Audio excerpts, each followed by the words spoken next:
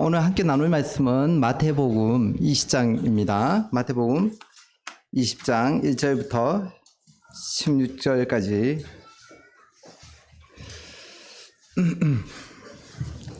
마태복음 20장 1절부터 16절까지 봉독하겠습니다. 천국은 마치 품꾼을 얻어 포도원에 들여보내려고 이른 아침에 나간 집주인과 같으니 그가 하루 한 데나리온씩 품꾼들과 약속하여 포도원에 들여보내고 또 제3시에 나가보니 장터에 놀고 서 있는 사람들이 또 있는지라. 그들에게 이르되 너희도 포도원에 들어가라. 내가 너희에게 상당하게 주리라 하니 그들이 가고 제6시와 제9시에 또 나가 그와 같이 하고 제11시에도 나가보니 서 있는 사람들이 또 있는지라. 이르되 너희는 어찌하여 종이토록 놀고 여기 서 있느냐. 이르되 우리를 품꾼으로 쓰는 이가 없음이니이다. 이르되 너희도 포도원에 들어가라 하니라. 저물매 포도원 주인이 청지기에게 이르되 품꾼들을 불러 나중 온 자로부터 시작하여 먼저 온 자까지 삭설 주라 하니 제11시에 온 자들이 와서 한 데나리온씩을 받거늘 먼저 온 자들이 와서 더 받을 줄 알았더니 그들도 한 데나리온씩 받은지라. 받은 후 집주인을 원망하여 이르되 나중 온 이 사람들은 한 시간밖에 일하지 아니하였거늘 그들을 종일 수고하며 더위에 견딘 우리와 같게 하였나이다. 주인이 그 중에 한 사람에게 대답하여 이르되 친구여 내가 네게 잘못한 것이 없노라. 내가 나와 한 데나리온의 약속을 하지 아니하였느냐. 내 것이나 가지고 가라. 나중 온 이 사람에게 너와 같이 주는 것이 내 뜻이니라. 내 것을 가지고 내 뜻대로 할 것이 아니냐. 내가 선함으로 내가 악하게 보느냐. 이와 같이 나중된 자로서 먼저 되고 먼저 된 자로서 나중되리라. 말씀을 다시 한번 간단하게 요약을 하면 어떤 포도원 주인이 이른 아침에 나가서 품꾼을 초청을 합니다. 아침 6시부터 그 이후에 9시, 12시, 오후 3시 그리고 오후 5시까지 이 품꾼들이 포도원에 일을 하러 들어옵니다. 이제 일을 마치고 계산을 하는데 반대로 늦게 온 사람부터 한 데나리온씩을 주게 되는데 먼저 온 사람들이 불평을 하게 되는 이 내용이 되겠습니다. 오늘 말씀은 정서상으로도 그렇고 적용상으로도 그렇고 많은 어려움이 있습니다. 이 은혜로운 포도원 주인의 비유가 불편한 이유는 내가 1시간 동안 일한 사람이 아니라 종일토록 12시간 동안 일을 한 사람이라고 생각하기 때문에 그렇습니다. 우리가 당연히 받을 권리가 있다라고 생각하기 때문에 그렇죠. 우리가 늦게 온 사람이라고 생각한다면 우리의 태도가 달라집니다. 또 한 가지 불편한 이유는 이 말씀이 이 땅의 이야기가 아니라 천국은 마치라고 시작하는 천국에 대한 비유입니다. 이 말씀 분별에 방해가 되는 것은 우리의 편견, 선입견, 그리고 나의 경험이 많은 유익을 주지만 때로는 또한 방해가 되는 것을 보게 됩니다. 비유는 천상의 의미를 지닌 지상의 이야기입니다. 마태복음 13장에 보시면 예수님께서 왜 비유로 말씀을 하셨는지 나옵니다. 예수께서 13장 34, 5절에 보시겠습니다. 예수께서 이 모든 것을 우리에게 비유로 말씀하시고 비유가 아니면 아무것도 말씀하지 아니하셨으니 이는 선지자를 통하여 말씀하신 바 내가 입을 열어 비유로 말하고 창세부터 감추인 것들을 드러내리라 함을 이루려 하심이라. 이 말씀은 시편 78편 2절에 있는 말씀을 다시 예수님께서 말씀하셨는데 바로 창세로부터 감추어진 하나님의 진리를 드러내기 위해서 모든 것을 비유로 말씀을 하셨습니다. 이 구약은 신약은 구약에 숨겨져 있고 이 구약은 신약에 나타나 있죠. 그런데 반대의 말씀을 본 것 같은데 오히려 못 깨닫게 한 것도 같은데라는 생각이 드실 텐데 맞습니다. 마태복음 동일하게 13장 11절부터 13절까지 보시면 대답하여 이르시되 천국의 비밀을 아는 것이 너희에게는 허락되었으나 그들에게는 아니 되었나니 무릇 있는 자는 받아 넉넉하게 되되 없는 자는 그 있는 것까지 빼앗기리라. 그러므로 내가 그들에게 비유로 말하는 것은 그들이 보아도 보지 못하며 들어도 듣지 못하며 깨닫지 못함이니라. 이 비유의 말씀이 창세로부터 나타난 것을 하나님의 진리를 드러내기 위해서 사용되었지만 동일하게 이 하나님의 나라를 거부하는 사람들에게는 이 진리를 숨기기 위해서 동일하게 사용이 됩니다. 우리가 이 말씀을 쉽게 이렇게 예를 들어서 잘 설명을 해도 왜 이들은 못 알아들을까? 그것은 바로 그 하나님을 믿지 않고자 하는 사람에게는 반대로 심판으로서 이 말씀을 숨기기 때문에 그러합니다. 이 비유는 마태, 마가, 누가복음에는 비유가 나오고 요한복음에는 나오지 않습니다. 복음은 온 인류를 위한 구원의 좋은 소식, 복음은 복된 소식이죠. 온 인류를 위한 구원의 좋은 소식입니다. 마태, 마가, 누가복음을 공간복음이라고 하는데 같은 관점에서 동일한 관점에서 본다라고 해서 공간복음이라고 하고 요한복음은 이 세 개의 복음서와는 다른 내용이 많이 90% 이상의 다른 내용들이 들어가 있죠. 요한복음엔 주로 은유가 쓰이는데 공간복음에서 나오는 이 비유는 뭐뭐처럼 뭐뭐 같다. 오늘 말씀에서도 천국은 마치 뭐뭐가 같으니 이렇게 말씀하고 있고 오늘 그 예배 때에도 인용되었던 누가복음 15장에서도 15장 3절에 예수께서 그들에게 이 비유로 이르시되 이렇게 말씀을 하셔서 이거는 비유라고 말씀하시고 하신 경우도 있고 그렇지 않은 경우도 있습니다. 반대로 요한복음에는 은유가 쓰였죠. 그래서 나는 뭐뭇이다. 나는 선한 목자이다. 나는 생명의 떡이다. 나는 세상의 빛이다. 나는 참 포도나무다. 이렇게 쓰였습니다. 전체적으로 성경 전체적으로 이런 비유는 한 50여 가지가 쓰이고 마태복음에도 4분의 1 이상이 비유의 말씀으로 나와 있습니다. 우리 성도님들 이 가운데서 익숙하게 잘 아는 비유 뭐가 있습니까?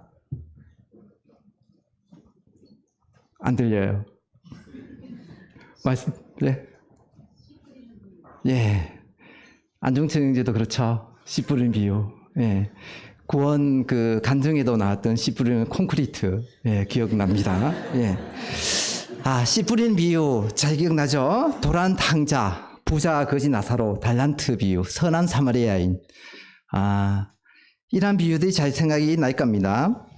근데 이 비유의 해석에 있어서 그 비유를 원래 의미하지 않은 다른 곳에 적용하거나 그 비유의 세세한 사항을 일일이 해석하면서 의미를 부과하려고 할 때 우리는 말씀의 올바른 분별에서 벗어날 수가 있습니다. 선한 사마리아인의 비유, 예루살렘에서 여리고로 내려가던 어떤 강도 만난 자에게 대제사장과 레위인이 그냥 지나가고 나중에 사마리아인이 이를 데려다가 주막에 데려다 주고 두 데나리온을 주면서 자기 돌봐주고 부족하면 내가 나중에 다시 오겠다 이런 말씀을 하고 있죠. 여기에서 주막은 교회, 주막의 주인은 사도 바울이다. 두 데나리온은 아버지와 아들이다. 이런 해석들은 변론을 일으키고 믿음을 세워주지 못하는 이러한 오류가 있습니다. 비유는 그 부분에 대해서 말씀하신 데만 적용을 해야 되죠. 그래서 이 비유는 이게 왜 나왔습니까? 이 비유가 왜 나왔습니까? 누가 강도 만난 자의 이웃이 되겠느냐라는 것에 대한 답변이죠. 오늘 마태복음 20장 1절에서 16절 말씀에 대해서도 여러 분별들이 있습니다. 이것은 우리의 포도원에 들어온 우리는 구원받은 사람을 말한다. 그런데 하나님의 자녀를 고용인으로 이렇게 품꾼으로 묘사하고 있는 것은 은혜의 복음을 무너뜨리는 결과를 가져옵니다. 또한 우리의 봉사에 대한 것이다. 그런데 하나님께서 각 사람의 행한 대로 보상한다라고 말씀하셨지 다 동일하게 이렇게 보상을 한다라고 하지 않으셨습니다. 또한 그리스도의 심판대로 보기도 어렵습니다. 왜냐하면 여기에 이 상을 받는데 불만이 있죠. 또 어떤 견해는 먼저 온 사람들은 유대인이고 나중에 온 사람들은 이방인이다. 그래서 유대인과 이방인이 동일하게 구원받는다. 이러한 분별들은 옳지 않습니다. 그렇다면 우리가 약속의 땅 가나안을 우리가 죽은 다음에 가는 천국이 아니라 이 땅에서 싸워나가는 우리의 삶으로 보죠. 그것은 그 가나안의 전쟁이기 때문입니다. 마찬가지로 오늘 이 말씀도 이 땅을 살아가는 우리에게 베푸시는 하나님의 은혜와 또 우리의 태도, 우리의 섬김의 자세라고 보는 것이 합당합니다. 마태복음 19장 27절에 베드로가 주님께 묻죠. 우리가 모든 것을 버리고 주님을 따랐으니 우리가 무엇을 얻으리까? 이 말씀은 이 땅을 살아가는 우리에게 주님께서 주시는 은혜와 우리의 섬김의 태도에 어떠한 태도로 섬길 것인가에 대해서 말씀을 해주고 있습니다. 저는 이 말씀에서 은혜로운 포도원 주인, 그리고 늦게 온 사람들, 그리고 먼저 온 사람, 이 세 가지 관점에서 보고자 합니다. 인력시장에 예전에 보면 인력시장을 막노동, 노가다라고도 이야기하는데 그 인력시장에 사람들이 오고 또 그 품꾼들을 쓰기 위해서 주인이 오죠. 오늘 이 말씀에 보면 포도원에 들여보내고 이른 아침에 집 나간 주인과 같다라고 말씀하셨습니다. 당연히 일을 더 많이 시키려면 일찍부터 와서 주인이 이 품꾼을 데려가야 되겠죠. 근데 이 품꾼은 보면 오후 5시 1시간을 남겨놓고도 이 품꾼을 데려다가 쓴 걸 보면 일을 더 시키려고 그런 것 같지는 않습니다.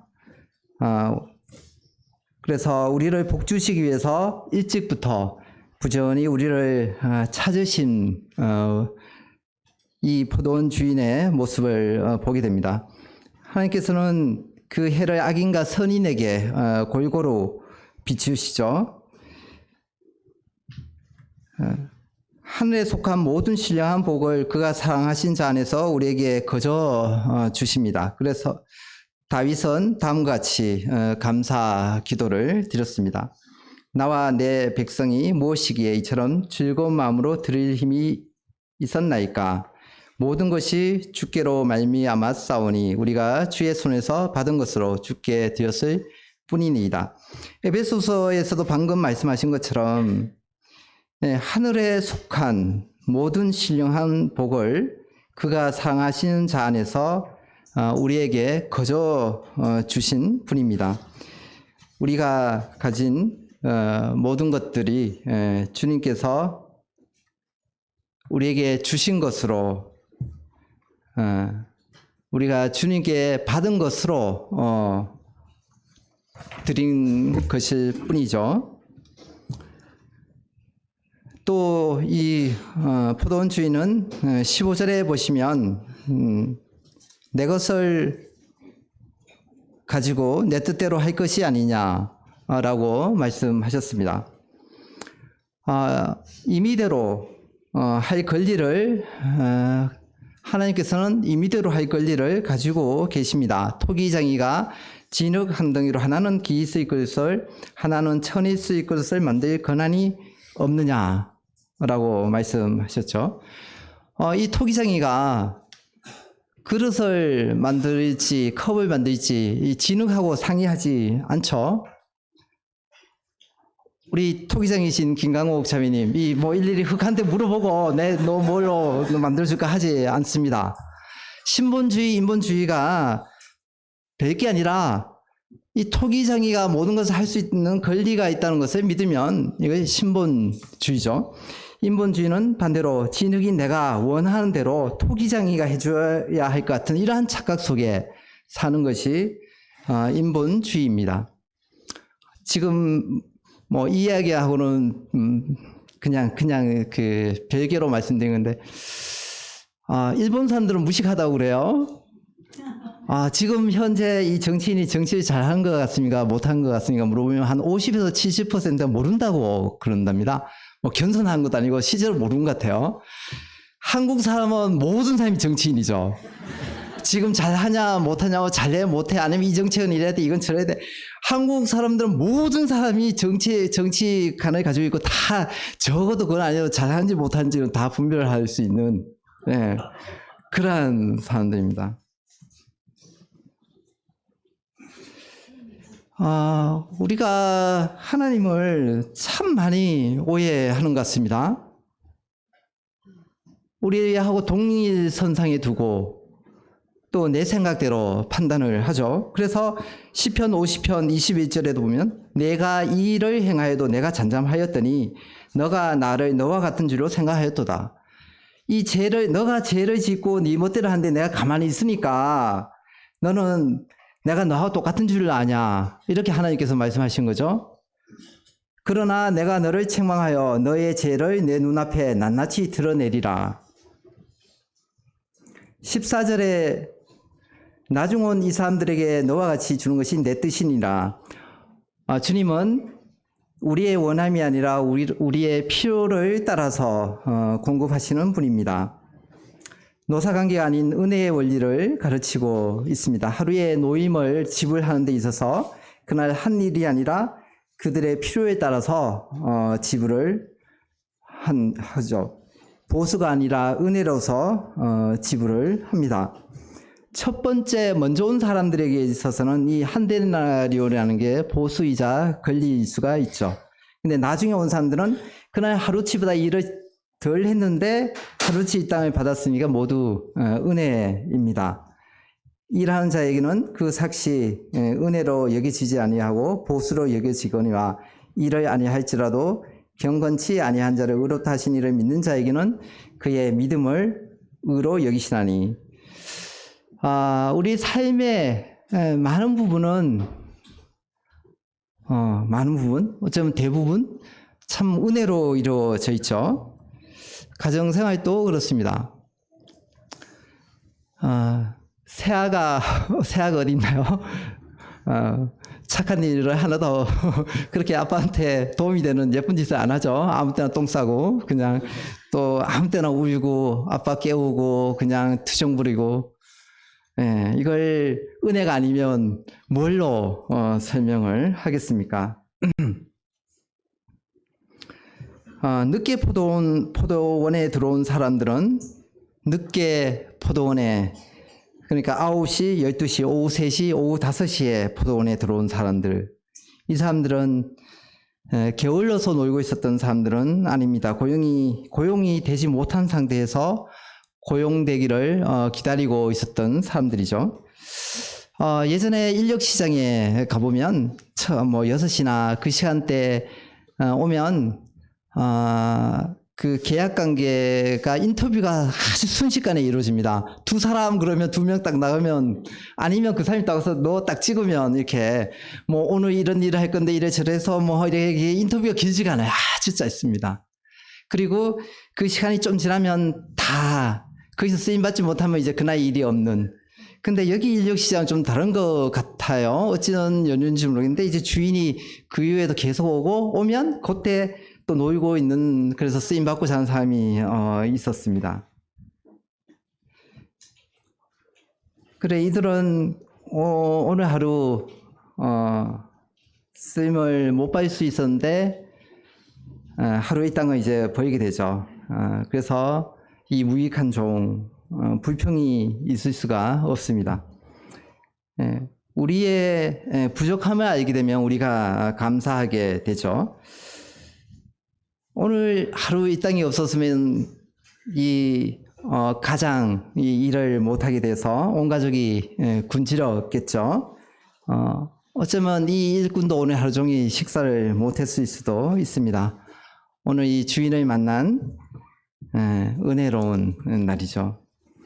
6절에 너희는 어찌하여 종이토록 놀고 서 있느냐, 우리가를 품꾼으로 쓰는 이가 없음이니이다. 우리를 품꾼으로 쓴 사람이 없으면 우리는 놀게 되죠. 지난번 어린이회 교사로 있는 한 자매의 간증이 참 감동이 됐는데, 이 세상에서는 내가 직장을 구하려고 해도 나를 써주는 사람이 없는데, 이 서대문교회 어린이회에 교사 구인난이 계속 있다. 그래서 교사를 다시 하게 됐다는, 그래서 참 감동이 되었습니다. 메타버스라고 우리 젊은 사람들 잘 알 텐데, 오늘 아주 4차 산업 오늘날 핫한 메타버스에 대해서 정말 간단하게 설명하면, 영화 아바타 아시죠? 거기에처럼 우리가 이렇게 현실에 있으면서 이렇게 그 어떤 웹상에 들어서 뭘 한다거나 아니면 이거 고글 이거 끼고 하면 완전 딴 세상으로 들어가는 게 이게 가상현실이거든요. 그런데 또 반대로 바깥에 우리 도로 밑에 보면은 가스 배관 무슨 배관들이 다 지나가고 있는데, 공사를 하려고 보면 배관이 어디 묻혀 있는지 모르잖아요. 그래서 그걸 이렇게 지도하고 데이터하고 잘 연동하면 이 배관이 위로 이렇게 딱, 그리고 안경 끼고 보면 이 배관이 다 보이는 거예요, 눈에 이렇게. 이제 그게 현실에 가상을 입힌 거고요. 그 다음에 우리가 뭐 제페토나 우리 이제 게임 들어가지고 막 게임하고 아바타 있고 뭐 해서 뭐 머니 구해가지고 뭐 거기서 피자 사 먹고 뭐 하는데, 거기서 끝나는 게 아니고 그 안에 뭐 도미노 피자도 들어있고 뭐 치킨집도 들어가 있어서 거기서 게임 안에서 내가 그걸 사고 했는데 현실하고 연결돼서 직접 치킨이 배달이 와가지고 내가 집에서 먹는, 요게 이제 혼합된 거거든요. 제가 이걸 정말 오래 다양하게 많은 데서 배웠는데 정말 짧게 잘 설명을 했어요. 성도님들은 정말 유능해지신 거예요, 지금. 그런데 보면 이 가상은 참 짧고 우리 현실 세계는 길죠.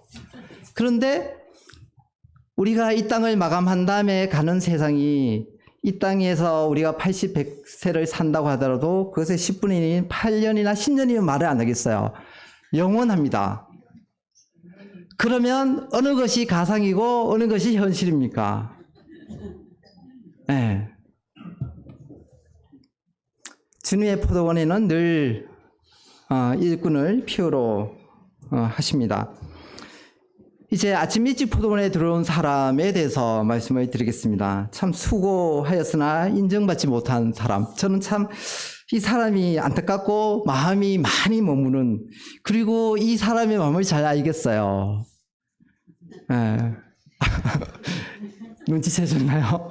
제가 그런 자라서 잘 알겠어요.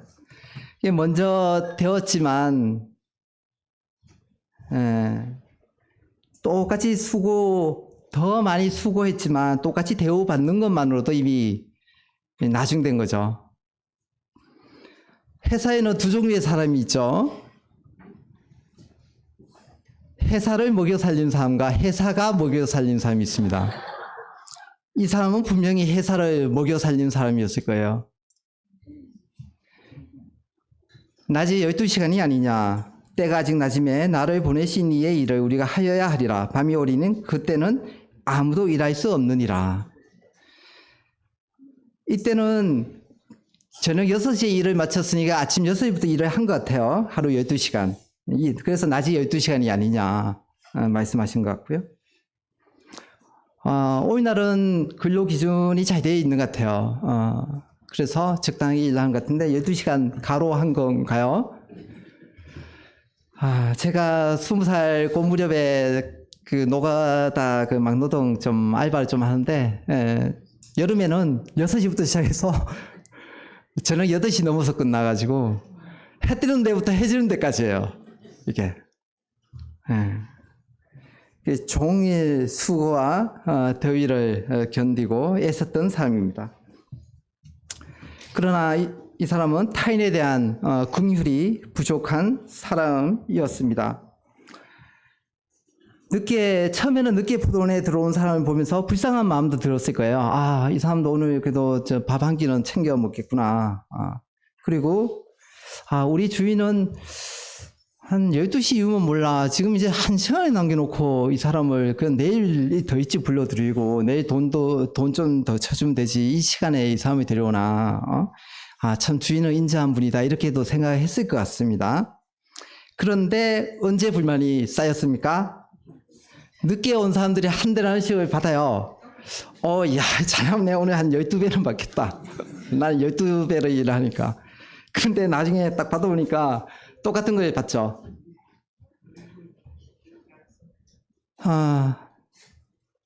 근데 이 사람이 불만이 없을 수 있는 한 가지는 그 마지막 1시간 일한 사람이 내 아들이었으면 상황이 달라졌을 겁니다. 그렇다면 이것은 시기와 불평이 아닌 기쁨이 되었겠죠. 바로 마태복음 19장에 있는 부자 청년처럼 내 이웃을 내 몸처럼 사랑했다라고는 하지만 내 소유를 가난한 사람에게 줄 수는 없는 것처럼 타인에게 긍휼이 부족했던 사람입니다. 또한 이 사람은 자신을 남과 비교하면서 시기와 질투를 갖게 되었습니다. 베드로가 주님, 저 사람은 어떻게 되겠습니까? 라고 주님께 물었을 때 내가 돌아올 때까지 그가 살아있기를 내가 바란다고 한들 그것이 너와 무슨 상관이 있느냐? 너는 나를 따르라 고 말씀하셨죠. 부타니아 나라가 세계 행복지수 1위였다고 해요. 히말라야 산맥에 위치해 있는 중국과 인도 사이에 있는 인구 80만의 그 소국인데, 근데 이 행복지수 1위였던 나라가 최근에 한 100위권으로 밀렸다고 하는데, 이제 이게 지금은 이제 인터넷으로 다 나라 삶을 다 보게 된 거예요. 그랬더니 이제 비교하게 되면서 이게 참 무식했고 몰랐을 때는 행복했고 이거 알게 된다고 이게 행복해지지 않는 게 이게 행복인지는 모르겠는데, 예. 그래서 이처럼 비교의식은 또한 나를 불행하게 만듭니다. 자기가 어떠한 사랑을 받았고 어떠한 자인가를 잊어버린 사람입니다. 이 사람은 일찍 일자리를 구했기 때문에 그날 하루 불안하지 않았을 겁니다. 또 세찬도 먹고 아침 점심 사이 점심 저녁 사이 세찬도 먹고 뭐 정신도 먹고 또 그 다음날 일자리를 얻을 수도 있었겠죠.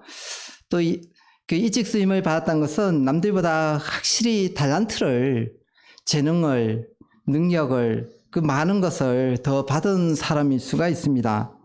내게 있는 것 중에 받지 아니한 것이 무엇이냐? 내가 받았은즉 어찌하여 받지 아니한 것 같이 자랑하느냐? 돌아온 탕자 그 아버지에게 첫째 아들이 아버지를 섬겨왔지만 그의 삶에 기쁨은 없었죠. 마르다는 말씀을 등한시하고 말씀 대신에 일을 한 사람이 아니었습니다. 그렇다면 그런 봉사도 하지 않았겠죠. 주님을 열심히 따랐던 사람으로서 또 그런 봉사 일을 하는 가운데 그의 섬김이 잘못된 것이 아니라 다만 그의 섬김의 태도가 문제였습니다. 주인이 어떠한 분이신가를 또한 모르는 사람이었죠. 그분과의 약속을 잊어버렸습니다. 우리가 주님과의 약속이 무엇이었습니까? 우리가 어떻게 침륜에 빠져서 주님을 떠나서 살 수가 있겠습니까? 우리가 이 구원을 너무나 받기 싫은데 억지로 정말 받기 싫은 구원을 받았나요? 아니면 다른 큰 것을 원했는데 겨우 그냥 구원이나 주시고 겨우 뭐 이거 받은 그거 아니잖아요. 주님 구원만 해주시면, 구원만 주시면, 네? 우리의 약속이 그거였는데,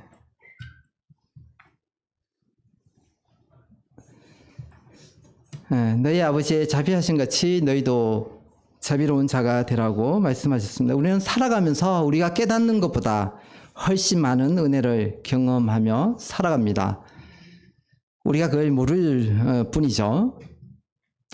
우리가 뭐 이래 하다 보면 물건이 없어져요. 찾아도 못하겠어. 어떻게 CCTV가 있으면 이걸 돌려서도 보겠는데 몰라요. 모르죠. 그런 수많은 내가 생각하고 경험하는 눈밖에 모르는 대부분의 경우는 모릅니다. 그 모든 것을 주님이 은혜로 쳐 놓으셨을 수가 있는 거죠. 우리가 기대할 권리가 있다고 생각하는 어떤 것을 받지 못했다면 이는 궁극적으로 하나님께서 우리에게 주시지 않은 것입니다. 나중된 자로서 먼저 되고 먼저 된 자로서 나중된다. 마태복음 2장 16절 마지막 절 말씀입니다. 실제로 받을 만한 것으로 여겨지는 것과 우리가 실제로 받는 것 사이에는 종종 분명한 상관관계가 없을 수가 있습니다. 그것이 그분의 절대 주권에 속한 것입니다. 은혜에는 불공평한 면이 있습니다. 은혜는 공평한 것이 아니라 불공평한 것입니다. 죄 지은 자녀를 무조건 용서하는 것이 공평한 것인가요?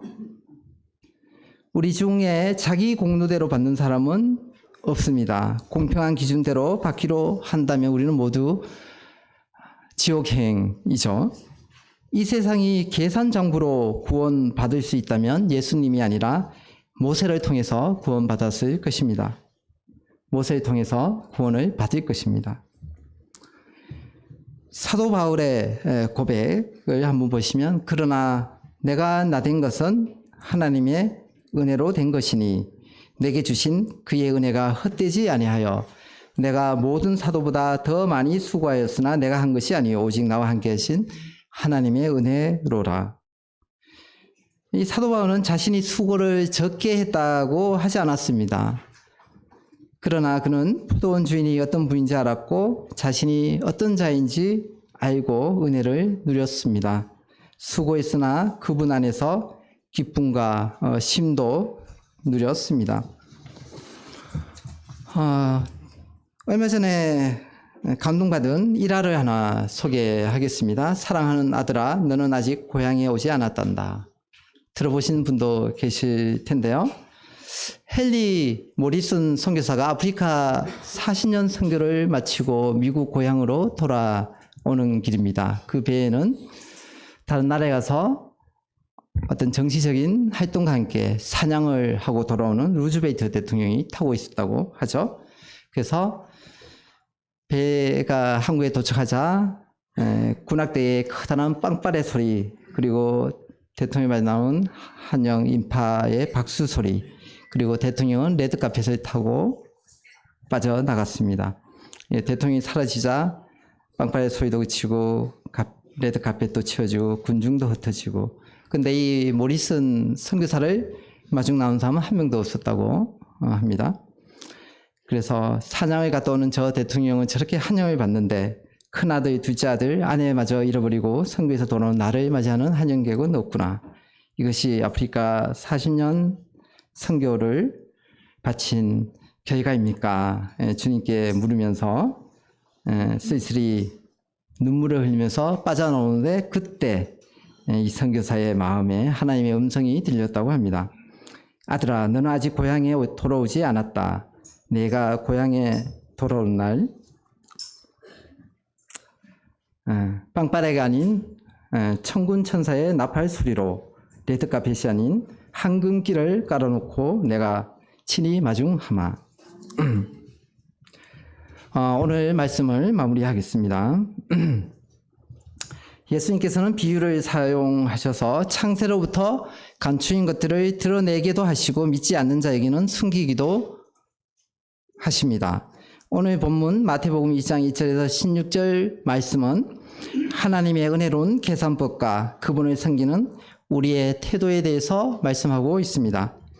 이 집 포도원에 들어온 사람의 문제는 내가 섬기는 주인 하나님은 어떠하신 분이신가, 또 그분의 자비하심에 대해서 모르는 사람이었습니다. 또한 내가 어떤 사랑을 받은 자이고 나는 얼마나 죄 많은 자인가에 대한 인식이 부족합니다. 다른 사람의 처한 상황과 어려움에 대한 이해와 긍휼의 마음이 없습니다. 은혜는 불공평합니다. 그러기에 우리가 구원을 받을 수가 있었습니다. 그리고 우리는 아직 고향에 오지 않았습니다. 이상으로 말씀을 마무리하겠습니다. 함께 기도드리겠습니다. 주님의 은혜 가운데 우리가 구원받고 주님의 일에 쓰임받을 수 있음을 감사를 드립니다. 참 우리가 부족한 자를 쓰시고 또 부족한 가운데 주시는 넘치는 은혜에 대해 감사를 드립니다. 우리가 혹 많은 일을 행할지라도 나의 나된 것은 주님의 은혜라는 심정으로 살아가게 하시고 주님 나라에 갈 때까지 고향에 돌아갈 때까지 사랑하며 은혜를 누리며 애쓰는 생애들이 되게 도와주시기를 간구드립니다. 감사드리며 우리 주 예수 그리스도의 이름으로 기도드립니다. 아멘.